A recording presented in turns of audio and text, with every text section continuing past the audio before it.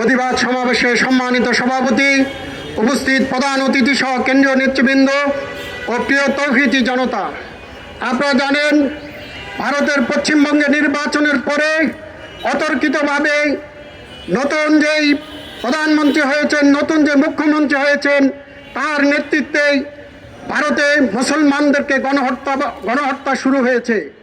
আমরা পরিষ্কার ভাষায় বলতে চাই, আজকে ভারতে যে মুসলমানদের উপরে যে গণহত্যা চালানো হচ্ছে, আমি আহ্বান করব এই গণহত্যা বন্ধ করার জন্য। আমি এই শুভেন্দুবাবুকে বলবো, ক্ষমতায় আসছেন, ভালোভাবে কাজ করেন, দেশের জন্য কাজ করেন, মিলেমিশে কাজ করেন, হিন্দু মুসলিম মিলে কাজ করেন।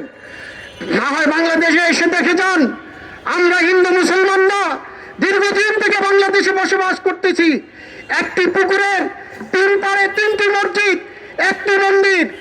আজকে দেশ স্বাধীনের পর থেকে আজ পর্যন্ত 3টি মসজিদে আজান হয়, মন্দিরে উলুধ্বনি হয়, কোনো সমস্যা হয় নাই বাংলাদেশে। আমরা বাংলাদেশের এই দৃষ্টান্ত আমরা তাকে অনুসরণ করার জন্য বলবো।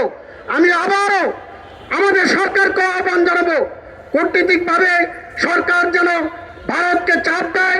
ভারতে আমাদের যে মুসলমান ভাইদেরকে হত্যা করা হচ্ছে, মসজিদ ভেঙে দেওয়া হচ্ছে, সেই মসজিদগুলোকে রক্ষা করার জন্য এবং মুসলিম বিধান বন্ধ করার জন্য আমাদের সরকারও যেন ভারত সরকারকে চাপ দেয়। আমি আবারও পুনরায় আহ্বান করব, যদি তারা বেশি বাড়াবাড়ি করে তাহলে আমরা পশ্চিমবঙ্গের দিকে আমরা লং মার্চ করতে বাধ্য হব। সুতরাং আগামী দিনে সকল আন্দোলন সংগ্রামে আপনারা সকলে সোচ্চার থাকবেন, এই আহ্বানটুকু জানিয়ে আমি আমার সংক্ষিপ্ত বক্তব্য এখানে শেষ করছি। আসসালামু আলাইকুম ওয়া রাহমাতুল্লাহ।